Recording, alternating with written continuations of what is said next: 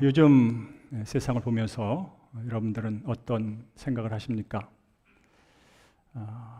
어떨 때는 숨이 꽉꽉 막힐 정도로 세상이 돌아가는 모습을 보면서 답답해 하기도 하죠. 특별히 뉴스를 보면 여전히 뉴스를 채우고 있는 것은 돈과 물질, 권력 투쟁, 부패와 타락, 그리고 전쟁 이야기가 계속 가득 차 있습니다. 그리고 세상은 계속해서 우리에게 이런 기준을 제시합니다. 성공해야 된다. 인기가 있어야 된다. 스펙을 쌓아야 된다. 외모가 출중해야 된다. 바로 그것이 세상의 너를 향한 기준이다. 그럴 때마다 저는 이런 생각을 합니다. 바로 내가 지금 살아가고 있는 곳이 바벨론이구나. 화해보다는 갈등이, 공존과 공생보다는 경쟁과 약육강식이, 진리보다는 생존의 현실이, 하나님보다는 물질과 권력, 쾌락의 우상이, 겸손의 작은 소리보다는 교만의 큰 소리가 지배하는 세상. 우리 이런 것을 바벨론 같은 세상이라고 말을 합니다. 성경에서 말하는 바벨론은 단순히 큰 영토를 가진 제국을 말하는 것이 아니라, 물론 그렇기도 하지만 바로 성경에서 말하는 바벨론은 하나님을 대적하고 진리를 거부하는 세속의 문화, 그런 시스템, 체계를 바벨론이라고 말을 합니다. 그럼 여기서 우리는 이런 생각을 합니다. 그렇다면 바벨론 같은 곳에, 그곳에도 하나님은 진정한 왕이실까? 하나님 보시기에 추하고 하나님 보시기에 악한 그 땅도 과연 하나님이 왕으로 다스리고 계실까? 우리는 이 질문을 다니엘의 이야기를 통해서 다시 한번 제기하고 또 다니엘의 얘기를 통해서 그 답을 찾아보도록 하겠습니다. 지난 주일 우리는 열왕기 하 25장을 보면서 완전히 망해버린 유다를 발견했습니다. 그리하여 왕도 포로로 붙잡혀가고 왕족과 귀족 그리고 수많은 사람이 예루살렘에서 바벨론 땅으로 강제로 끌려갔습니다. 여러분 다시 한번 상상해 보십시오. 어느 날 갑자기 나라가 망하고 내가 살던 집이 불타버리고 사랑하던 가족과 헤어지며 더 나가서 전혀 가보지 않았던 익숙하지 않은 낯선 땅에 뚝 떨어지는 그런 삶, 그것도 하나님을 전혀 인정하지 않고 믿지 않는 이방 땅에 끌려갔다면 어떤 삶일까? 여러분 잘 아는 것처럼 다니엘의 이야기는 단순히 다니엘이 어떻게 그런 환경 속에서 살아냈는지, 더 나아가서 어떻게 총리로 성공했는지 그런 얘기를 오늘 나누려고 하지 않습니다. 바로 하나님의 백성이 세속 문화의 한복판에서, 세상 권력의 한복판에서 어떻게 하나님의 백성으로 살아가는지, 어떻게 살아내는지에 대한 이야기를 함께 나누기를 원합니다. 왜냐하면 이것이 현재 우리의 삶이기도 하기 때문에 그렇습니다. 우리 한번 이제 오늘 말씀을 다시 한번 읽으면서 말씀을 나누겠습니다. 다니엘서 1장 6절 7절인데요. 스크린을 통해서 한번 보겠습니다. 시작. 그들 가운데는 유다 자손 곧 다니엘과 하나냐와 미사엘과 아사랴가 있었더니 환관장이 그들의 이름을 고쳐 다니엘은 벨드사살이라 하고 하나냐는 사득이라 하고 미사엘은 메삭이라 하고 아사랴는 아벳느고라고 하였더라 라고 말합니다. 다니엘과 세 친구가 바벨론 땅으로 포로로 끌려왔습니다. 그때 나이는 10대입니다. 청소년기. 그때 그들이 처음 만난 시험은 이겁니다. 이름이 바뀌는 것. 여러분, 우리 일제시대 때 창씨 계명. 다니엘은 어떤 뜻이냐면 하나님은 나의 심판자입니다. 하나님은 나의 재판자입니다라는 뜻이 다니엘입니다. 그런데 그 이름이 바뀝니다. 벨드사살. 벨이 그의 생명의 보호자다. 벨은 바벨론의 최고신을 말합니다. 하나냐는 이런 뜻입니다. 여호와는 은혜로우시다. 여호와는 은혜로우시다. 그런데 이 하나냐가 사드락으로 바뀝니다. 사드락은 달신의 명령이라는 것입니다. 달신. 미사엘, 누가 하나님과 같으랴? 하나님과 같은 분은 없어. 그런 의미를 가진 미사엘은 메삭, 누가 아쿠아 가트리아, 바로 바벨론의 신의 이름입니다.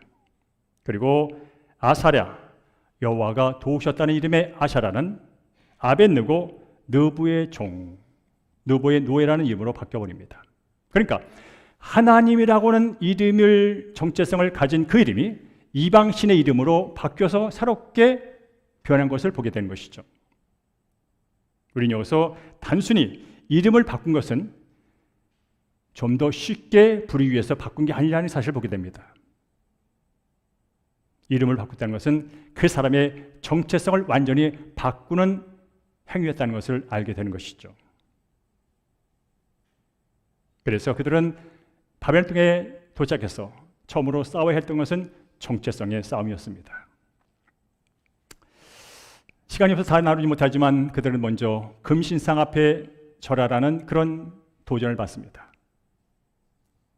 느부갓네살의 신과 왕이 섬기는 그 신과 그가 만든 금신상에 절을 하면 살고 절하지 않으면 풀무불에 던져주는 그런 도전을 만나게 되죠. 그리고 또한 그 나라의 언어는 물론이고 문화와 음식 모든 것을 그들이 원하는 대로 해야 되는 그런 상황 앞에 놓이게 됩니다. 그리고 여러분이 이미 1장에서 읽으면 알겠지만 그들이 왕궁에서 훈련받을 때 왕이 내린 음식을 먹으라는 명령을 받습니다. 이에 대해서 다니엘은 이렇게 뜻을 정하고 대응을 했죠. 우리 함께 8절 9절을 한번 읽어보겠습니다. 시작. 다니엘은 뜻을 정하여 왕의 음식과 그가 마시는 포도주를 자기를 더럽히지 아니하려 하고 자기를 더럽히지 아니하도록 환관장에 구하니라고 되어 있습니다. 여기서 더럽힌다는 단어가 나옵니다. 여러분 레위기 율법을 구약을 읽으신 분은 부정한 음식, 부정한 짐승, 이 부정과 정결에 대한 그 이스라엘 백성들이 유다 백성들이 얼마나 철저한지를 배웠을 겁니다. 다니엘은 그 환관장이 이제 왕이 너희들을 위해서 내려주는 그 진수상처를 먹으면 더 건강하게 될 거야, 더 아름답게 변할 거야, 더 튼튼해질 거야 라고 했건만 그 다니엘은 그 왕이 내려주는 음식과 포도주를 거부합니다. 대신 포도주와 물만 먹겠다고 말합니다. 안 돼. 그러다가 너 말리면, 너가 힘을 잃고 약해지면 내 자리가 위험해 라면서 환관장이 말하고만 걱정 마지 마세요. 열흘 동안 우리가 왕이 내린 음식을 먹지 않고 채소만 먹어도 열흘 후에 어떻게 되는지 시험해 보세요. 그때 정말 약해지면 먹을게요. 그러나 그렇지 않으면 하면서 그가 말을 합니다. 그때 하나님이 환관장의 마음을 들여서 그걸 수용하게 만들죠. 그리고 열흘이 지났을 때 다니엘과 그 세 친구의 얼굴은 더 환해졌고 몸은 더 튼튼해진 그런 결과를 보게 됩니다. 우리 여기서 그런 질문합니다. 그 음식 그냥 먹으면 그만이지 뭐 특별해? 라고 질문할 수 있습니다. 그런데 유대인들에게는 특별했습니다. 왜냐하면 고대 시대에서 음식이라는 것은 대부분 제물로 바쳐진 그 후에 함께 나눠 먹는 음식입니다. 이 음식이 혹시나 이방신에게 먼저 드려졌던 음식일 수 있다는 우려가 존재합니다. 그리고 더 나아가서 유대인들은 여러분 구약을 보듯이 먹어서는 안 되는 음식이 종류가 많습니다. 그러니까 그 음식 가운데는 유대인들이 그동안 지켜왔던 부정한 음식이 들어있을 수 있습니다. 그래서 처음부터 그들은 거부한 겁니다. 그래서 단순히 내가 그 진수성찬을 안 먹어도 나는 건강이라는 것을 자랑하기 위해서가 아니라 바로 나는 환경은 바뀌었어도 나라는 바뀌었어도 나는 여전히 하나님의 백성이라는 선언입니다. 따라할까요? 환경이 바뀌었다고 정체성이 바뀐 건 아닙니다. 환경이 바뀌었다고 예수 그리스도 안에서의 나의 정체성은 바뀌지 않았습니다. 바로 오늘 본문은 그 얘기를 해줍니다. 두 번째로 오늘 처음 질문했던 그것, 공생과 공존보다 경쟁과 약육강식이 난무하는 세상, 진리의 진리의 가치보다 진리가 밥 먹여주냐 하는 현실의 가치가 굳은 세상, 하나님보다 돈과 권력과 쾌락이 우상이 된 세상에 과연 하나님이 존재할까? 거기서도 하나님이 왕일까?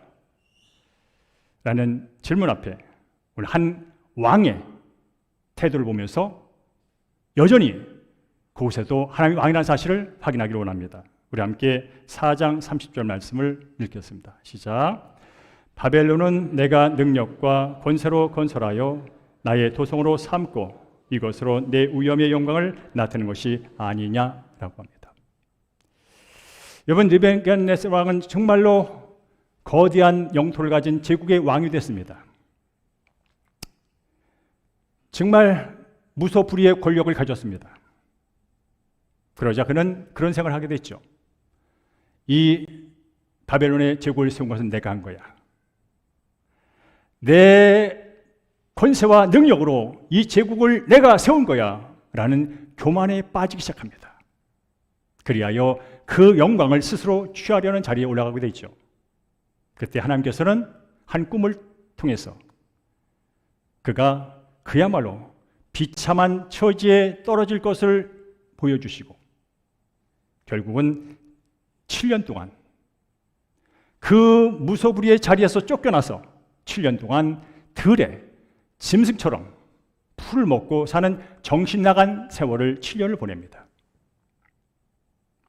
바로 하나님께서 그 교만한 느부갓네살을 낮추기 위한 그런 계획이 진행되었죠.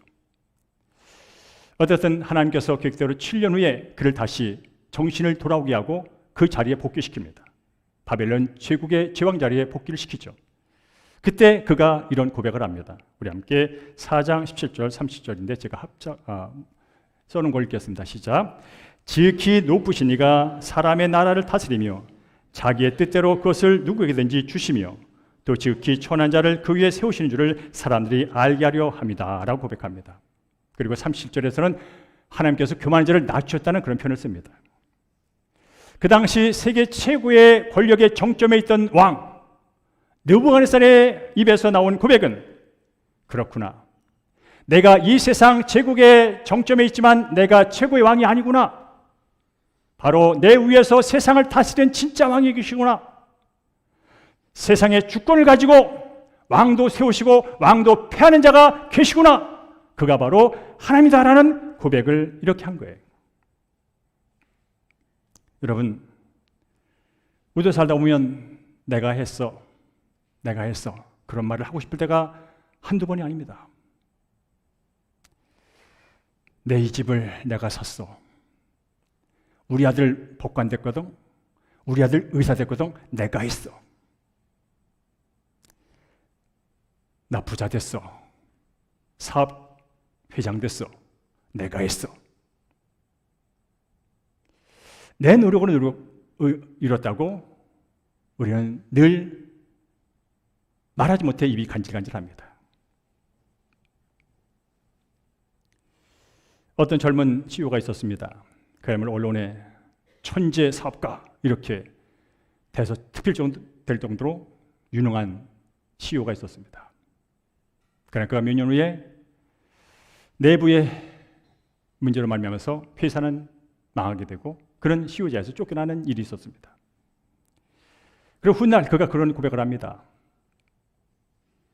내가 모든 것을 만들 줄 알았는데 모든 것이 은혜였어.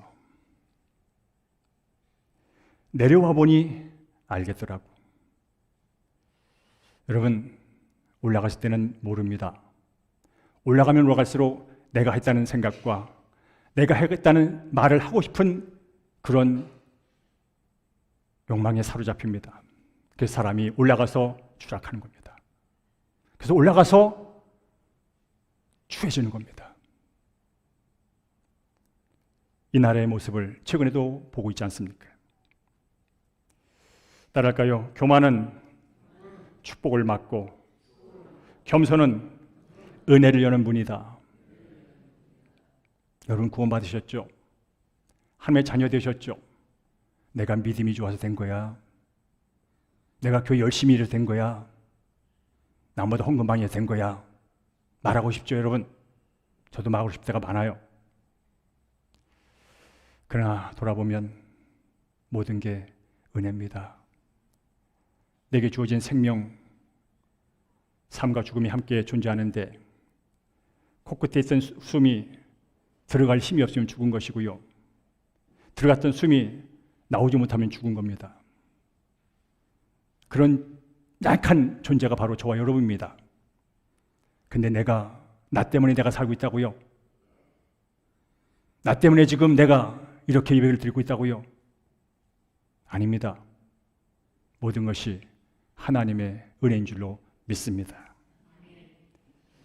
모든 것이 은혜 노래만이 아닙니다. 진짜 그렇습니다. 세 번째로 볼 것은 여러분 오늘 읽었던 사자굴에 갇혔다가 살아난 이야기를 나누기를 원합니다. 이제 세월이 지나서 다니엘이 10대 때 바벨론에 끌려왔잖아요. 그리고 이제 80의 나이가 된 겁니다. 70여 년의 시간이 지난 겁니다. 그가 왔을 때는 바벨론 제국의 느부갓네살 왕 때 왔습니다. 그의 아들 벨사살을 모시고 그리고 이제 바벨론도 멸망합니다. 세상의 나라는 영원한 제국은 없습니다. 권력도 영원한 권력은 없습니다. 바벨론도 메대와 바사란 나라에서 멸망합니다. 오늘 이 사자 얘기는 바로 바벨론에 멸망시킨 메대와 바사, 메대의 왕 다리오 왕 때 있었던 일입니다. 80세 정도 된 다니엘 때 있었던 일입니다. 여러분 다니엘서 읽어보면 알겠지만 하나님께서 다니엘에게 지혜를 주십니다. 명철을 주십니다. 민첩함을 주십니다. 어느 누구도 따라할 수 없는 신적인 능력을 주십니다. 그런데 그는 그 10대 때 받은 그 능력을 80대에서도 여전히 유지합니다. 어떻게 가능했을까요? 하나님이 여전히 다니엘을 붙들고 있는 겁니다. 그래서 이 다리오 왕도 늙었지만 여전히 민첩하고 여전히 지혜롭고 여전히 명철한 이 다니엘을 총리 중에 한 사람으로 세웁니다. 그런데 총리 가운데 그리고 그 왕 주변에 있던 그 메대 바사 출신들의 관리들이 다니엘을 시기합니다. 저 이방인 주제에 지가 뭐라고 총리야? 나이가 80에 먹었는데 지가 뭐라고 총리야? 하면서 그를 죽일 공모를 합니다. 그래서 왕에게 제안하죠. 앞으로 30일 동안 왕 외에 다른 신이나 사람에게 기도하는 자가 있으면 사자굴에 던져 넣는 조서를 만들고 전국에 배포합니다. 앞으로 30일 동안 왕 외에 다른 신이나 다른 사람에게 기도하는 자가 있으면 그를 붙잡아서 사자굴에 집어넣는 그런 조서를 꾸며서 다니엘을 압박해 옵니다. 한마디로 말하면 다니엘 죽이겠다고 다니엘 죽이기 위한 법입니다. 요즘에 국회에서 별법 많잖아요. 별의별 법이 많잖아요. 이 법은 다니엘 죽이기 위한 법입니다. 자, 이 법이 공포됐을 때 다니엘은 어떻게 했을까요? 자, 예를 들어서 오늘 이 국회에서 이영섭이를 죽이려고 하는 법이 통과가 됐어요. 여러분 한 사람 한 사람을 죽이려고 하는 법이 통과됐어요. 그럼 여러분은 그 법이 통과된 사실을 알고 어떻게 대응을 하셨습니까? 다니엘은 이렇게 대응했습니다. 6장 10절 말씀을 함께 했습니다. 시작. 다니엘이 조서에 왕이 도장을 찍힌 것을 알고도 자기 집에 들어가서는 윗방에 올라가 예루살렘으로 향한 창문을 열고 전해야 되는 대로 하루 3번씩 무릎을 꿇고 기도하며 그의 하나님께 감사하였더라라고 됐습니다. 자신을 죽이려고 만든 법입니다. 다른 목적 없습니다. 그런데 그 법이 선포된 날, 그 법을 어기면 어떻게 되는 줄 알면서도라고 써 있습니다.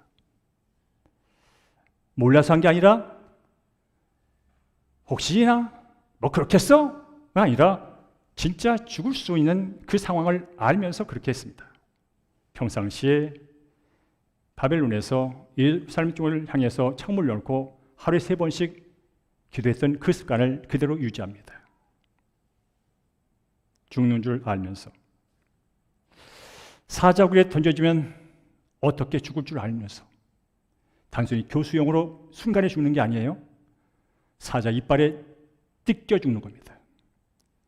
고통이란 고통은 다 받고 죽는 겁니다. 그런데 그는 그 길을 선택합니다. 왜 그랬을까요? 하나님의 백성으로 하나님과 맺은 언약, 그 정체성 때문에 그랬습니다. 사람의 말보다, 사람의 법보다 더 위대한 하나님의 법을 지키려고 그랬습니다. 물론 쉬운 일은 아닙니다. 여러분에게 그렇게 하라는 얘기가 아닙니다. 어쨌든 던져진 그 다음 날 그가 이렇게 살았답니다. 23절을 함께 읽습니다. 시작. 그들이 다니엘을 굴에서 올린즉 그의 몸이 조금도 상하지 아니하였으니 이는 그가 자기 하나님을 믿음이었었다라고 말합니다. 그가 살았습니다. 물론 기적입니다. 지금의 이 시대에서 바라볼 땐 기적이죠. 상상할 수 없는 일이죠. 그러나 하나님이 누군지를 안다면 안 될 일도 아니죠. 사람도 만들고 사자도 만드신 분이 그 일에 개입하신다면 어떤 일이든지 일어날 수 있는 것이죠. 하나님께서 천사를 통하여 사자의 입을 봉했다고 말합니다. 근데 더 중요한 것보다 사자의 입을 봉한 것보다 더 중요한 단서가 있습니다. 그들이 다니엘을 굴에서 올린즉 그의 몸이 조금도 상하지 아니하였으니 이는 상하지 아니하였으니 상하지 않은 이유는 그 뜻이에요. 그가 다니엘이 자기의 하나님을 믿음이었더라. 아 그렇구나. 따라할 믿음이 이깁니다. 믿음이 이깁니다. 그가 죽는 줄 알면서도 창문을 열고 하루 3번 기도한 것은 믿음 때문이었습니다. 그가 죽는 줄 알면서도 사자굴에 던져질 때 잠깐만요 하지 않고 그냥 던져진 것은 믿음 때문이었습니다. 저 여러분은 믿음의 사람입니다. 기독교인은 믿음의 사람입니다. 종교인들이 아닙니다. 하나님을 믿는 믿음의 사람입니다.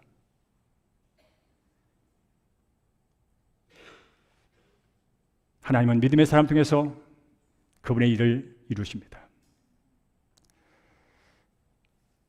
예수님께서는 병든 자를 고칠 때도 네가 나를 믿느냐고 물어보십니다. 네가 나를 위해 뭘 했냐고 물어보지 않습니다. 신앙생활을 몇 년 했냐고 물어보지 않습니다. 직분이 뭐냐고 물어보지 않습니다. 네가 나를 믿느냐고 물어봅니다.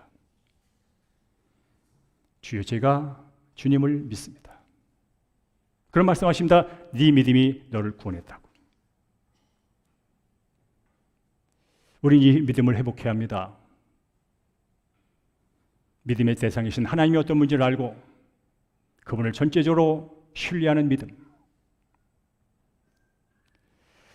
이런 과정을 보면서 누가 놀랐을까요? 다리오 왕이 놀랐습니다. 그저 간신배들의 얘기를 듣고 그 민첩하고 총명하고 명철한 다니엘이 죽는지 뭐라고 조서에 사인했던 그 다니엘이 그 과정을 보면서 놀랐습니다. 와, 진짜 다니엘이 믿는 하나님이 살아계신 하나님이구나. 아, 진짜 다니엘이 믿는 하나님이야말로 이 세상의 진짜 왕이구나 하는 것을 메데 바사의 왕이 인정을 합니다. 우리 함께 6장 26절, 27절을 읽겠습니다. 시작. 사람들은 다 다니엘의 하나님 앞에서 떨며 두려워할지니 그는 살아계시는 하나님이시요 영원히 변하지 않으실시며 그의 나라는 멸망하지 아니할 것이요 그의 권세는 무궁할 것이며 그는 구원도 하시며 건져내기도 하시며 라고 말합니다. 누가 이 고백합니까? 다리오 왕이 고백을 합니다. 저 시골에 이름도 없는 사람이 고백을 하는 게 아닙니다. 대제국의 왕이 고백합니다.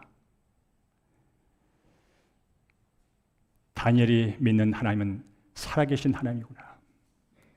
오늘 이 시간 이 자리에서 예배하는 여러분의 하나님도, 저의 하나님도 살아계신 하나님인 줄로 믿습니다.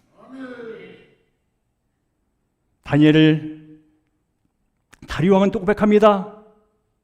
다니엘이 믿는 하나님은 영원하신 하나님이라고. 세상의 권력은 곤불신명입니다.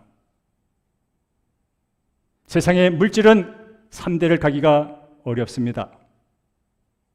하나님은 영원하신 하나님입니다. 그래서 오늘 여러분과 저가 설령 조롱을 받고 아픔을 겪고 고통 속에 있을지라도 영원한 하나님의 품에 있기에 언젠가는 끝날 그 순간을 살아가기에 우리는 여기서도 자유를 누리며 평화를 얘기하며 그분의 은혜를 얘기할 수 있는 것입니다. 그리고 그의 나라는 멸망하지 않는답니다. 다리왕은 알았습니다. 자기가 메데 바사의 왕이지만 내 자리가 얼마 오래지지 않는다는 걸 알았습니다. 이 나라도 언젠가는 다른 나라에 의해서 멸망할 걸 그는 알았습니다. 그러나 다니엘이 믿는 하나님 나라는 영원하다는 걸 알았습니다. 저와 여러분이 믿는 하나님의 나라는 영원한 의와 기쁨과 평강의 하나님의 나라인 줄로 믿습니다. 그러니까 이 세상은 불의하고 이 세상은 부패하고 이 세상은 권력의 칼이 왔다 갔다 하면서 죽고 죽이지만 그 안에서 예수 믿고 구원한 사람은 진정한 의의 삶, 기쁨의 삶, 평화의 삶을 산다는 거예요.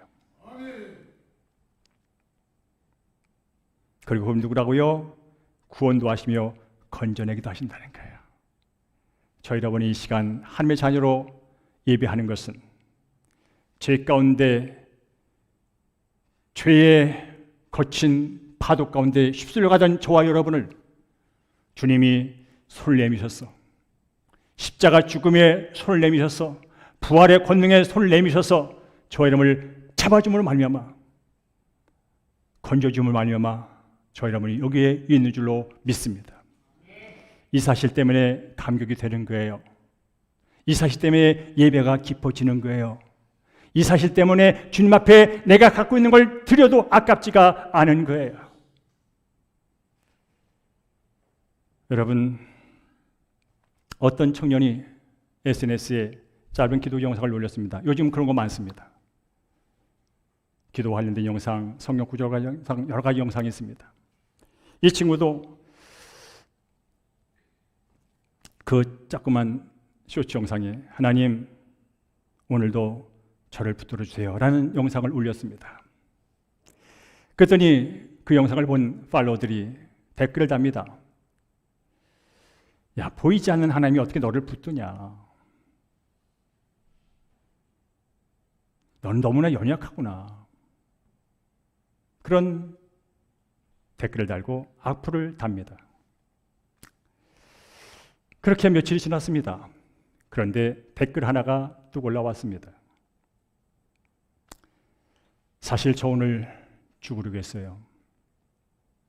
근데 당신의 기도를 보고 다시 나도 하나님 붙들고 살아보고 싶다는 생각이 들었어요. 라는 댓글이 올라왔다는 거예요. 여러분, 이 인스타의 쇼츠에 하나님 오늘도 저 붙들으세요. 그냥 평범한 기도일 수 있어요. 연약하다는 비난을 받을 수 있는 글일 수 있어요. 그러나 누군가에게는 생명의 기로에서 누군가에게는 그의 생명을 다시 한번 연장시킬 수 있고 영원한 생명의 주인이신 그분께 나갈 수 있는 통로가 되고 길이 될 수 있다는 사실을 믿으시기 바랍니다. 그렇습니다. 기도는 세상에 보기엔 약해 보이지만 하나님의 나라는 저 여러분의 연약한 무릎에서 세워지고 유지되고 견고해진 줄로 믿습니다. 지난주에 말했잖아요. 말씀 없는 신앙은 때가 되면 무너진다고. 기도 없는 신앙은 때가 되면 허물어진다고. 말씀의 반석 기초를 세우고 기도를 통하여 날마다 하나님과 소통할 때 어찌 안 세워지겠습니까? 어찌 든든해지지 않겠습니까? 그렇습니다. 따라할까요? 내가 무릎 꿇는 그 자리에 하나님 나라가 임합니다. 자, 이제 적용하며 오늘 말씀을 서서히 정리하기를 원합니다. 사랑하는 성도님은 지금 어떤 바벨론에 살고 있습니까? 나는 지금 어떤 바벨론에 살고 있는가? 정직함보다 성과를, 진실보다 결과를 요구하는 직장의 바벨론이 있습니다. 이중장부를 쓰거라, 대충 타협하거라, 정직이 뭐가 살리냐, 진실이 뭐가 중요해, 수익이 중요하지. 그런 직장의 바벨론이 존재합니다. 기독교에서 말하는 창조, 기독교에서 말하는 남성과 여성, 성경적인 가치를 말하면 시대에 뒤떨어졌다고 꼰대를 라는 소리를 듣는 학교의 바벨론이 확장되고 있습니다. 그런 환경 속에서 신앙보다, 진리보다, 하나님보다 세속적인 성공을 나도 모르게 압박하는 가정의 바벨론도 존재합니다. 엄마의 아빠 입장에서는 네가 이 바벨론 같은 세상에서 살아남고 성공하려면 이렇게 열심히 도도도 해야 한다고 말하지만, 틀린 건 아니지만 그 굴레 속에서 허덕이는 자녀 입장에서는 그 가정이 바벨론일 수 있습니다.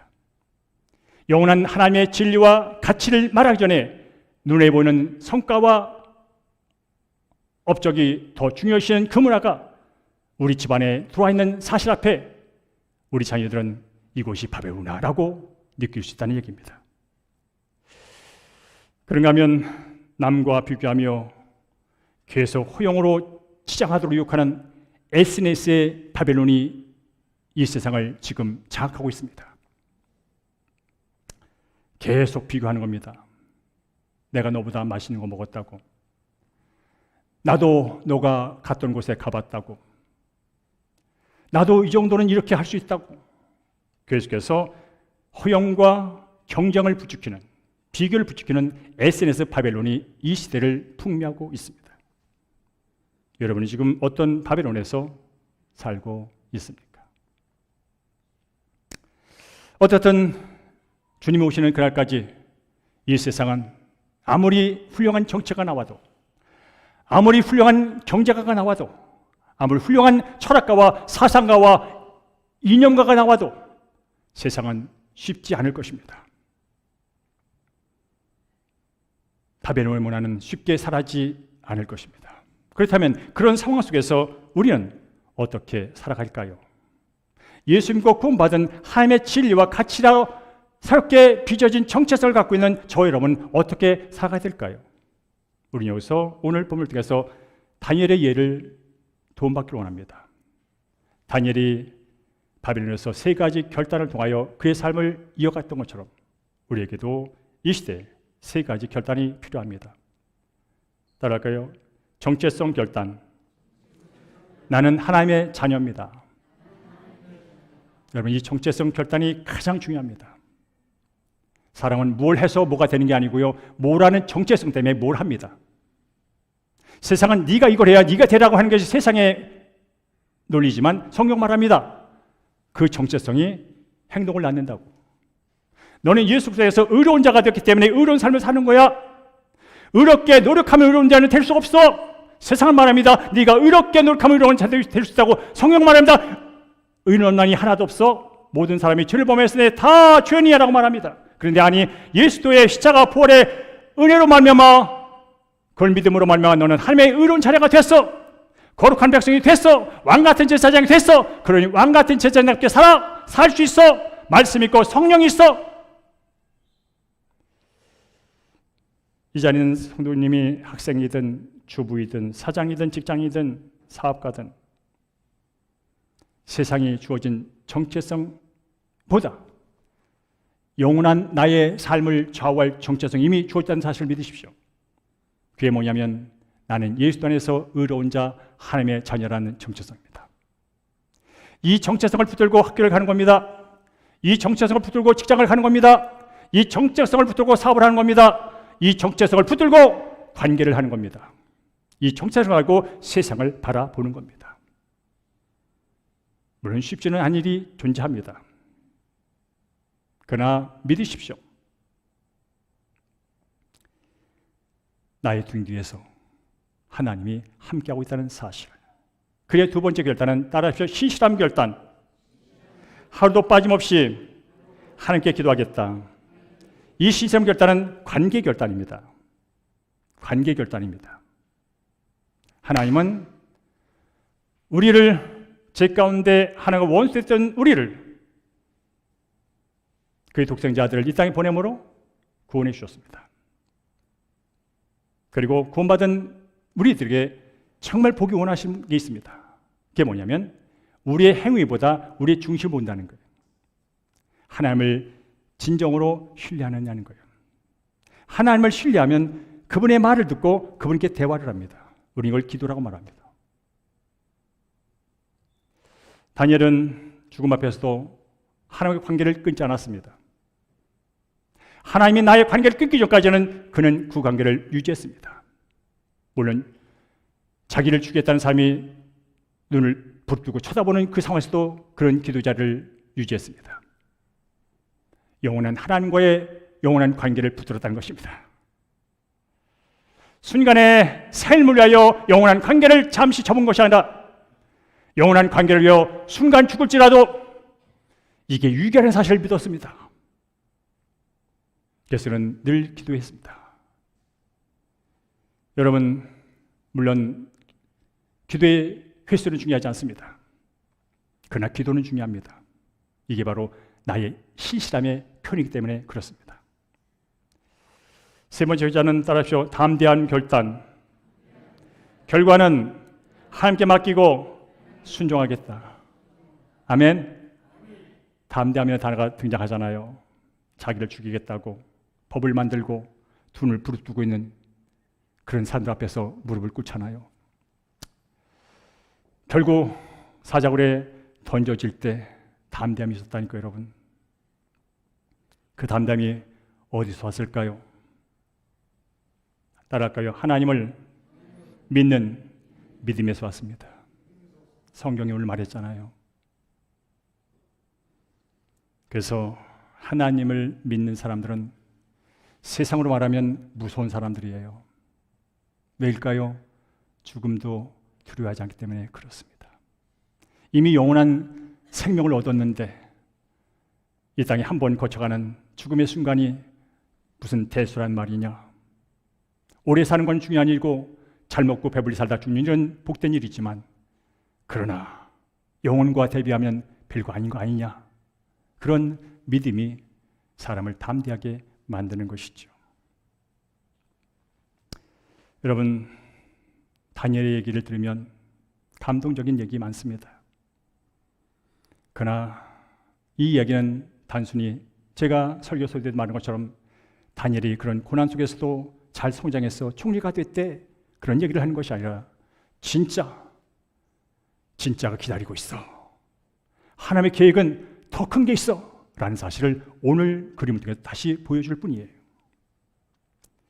바로 하나님은 다니엘보다 더 크신 예수 그리스도를 통하여 바벨론 같은 세상에서 죄가 죄인도 모르며 사는 세상에서 죄를 짓다가 죄 가운데 영원히 죽어갈 인생들을 구원하기 위하여 예수 그리스도를 이 땅에 보내셨다는 것입니다.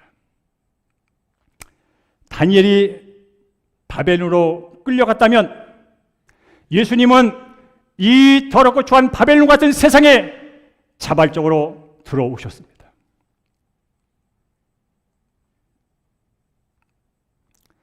바벨론이 다니엘이 세속의 문화로 세상의 우상으로 득실한 바벨론의 한복판에서 하나님의 주권을 선포했다면 예수님은 그 당시 로마 제국 거기서 하나님 나라를 선포했습니다. 하나님 나라가 가까워졌다고, 한나가 이미 임했다고. 내 나라는 이 땅에 속한 게 아니라고.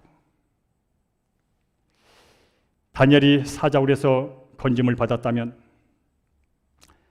우리의 영혼 구원을 위하여 우리 주 예수 그리스도는 십자가에 스스로 던져짐으로 말미암아 죽음의 권세를 깨뜨리고 부활하셔서 진짜 왕은 나다, 모든 세상 우주 만물의 권세를 가진 나는 나다 한 사실을 확증시켜 주시고 지금도 살아계셔서 하늘 우편에서 이 자리에서 이 땅을 저 여러분을 다스리는 줄로 믿습니다. 그래서 예수님은 지금도 우리에게 말씀하십니다. 요한복음 18장 36절, 16장 34절 한번 읽어볼까요? 시작. 내 나라는 이 세상에 속한 것이 아니다. 세상에서는 너희가 환난을 당하나 담대하라, 내가 세상을 이겨노라고 말합니다. 저 여러분은 이중 국적자들입니다. 천국의 시민 동시에 대한민국의 시민입니다. 중요한 것은 대한민국의 시민권은 이제 얼마 남지 않습니다. 100년 이상을 갖고 있을 분이 여기 없습니다. 잠시 주어진 시민권입니다. 우리에게 영원히 주어진 시민권이 있습니다. 바로 하나나라 시민권입니다. 그러니 하나나라 시민권을 갖고 사느라, 한나라의 정체성을 갖고 사느라 이 세상의 나라에서 조롱받고 세상의 나라에서 고통받고 세상의 나라에서 좀 어려움을 당하고 손해를 본다 할지라도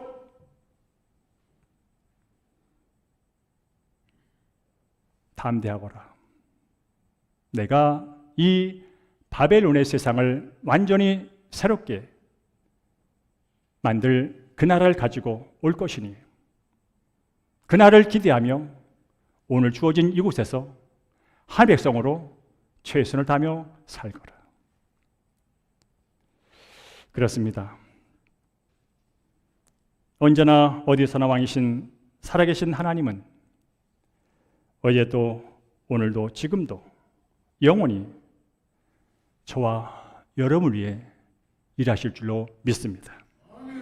바벨론 같은 직장에서도, 바벨론 같은 학교에서도, 바벨론 같은 가정에서도 바로 그곳에서 하나님은 저와 여러분의 왕으로, 저와 여러분의 주인으로 결코 떠나지 않아, 결코 버리지 않아, 결코 포기하지 않아 하는 그 약속을 붙들고 저와 여러분의 삶을 이끌어 줄 줄로 믿습니다. 이래서 이제 우리 함께 선포 세 가지를 하겠습니다. 함께 쭉 읽겠습니다. 시작. 내가 어떤 바벨론에 있든 하나님은 여전히 나의 왕이십니다. 세상이 나의 정체성을 정의하지 못합니다. 나는 하나님의 자녀입니다. 오늘도 나는 무릎을 꿇습니다. 한 나라가 내 삶에 임하소서. 여러분, 하나님은 어디서나 왕이신 줄로 믿습니다. 내가 아프고 내가 가난하고 내가 힘이 없고 내가 죽음 같은 고통 가운데 있을지라도 여전히 그 하나님은 나의 하나님을 믿으시기 바랍니다. 거기에 희망이 있는 겁니다. 거기에 치유가 있는 겁니다. 거기에 건져짐이 있는 겁니다. 거기에 구원이 있는 것입니다. 하나님은 지금도 사랑하는 성도님이 있는 그 자리에서 일하고 계신 줄로 믿습니다. 그러니 다음 한 주간도 이 하나님 신뢰하시고 담대하게 그분과 함께 한 발 한 발 천상을 향해 뚜벅뚜벅 걸어가시는 여러분 되기를 주의 이름으로 축원합니다.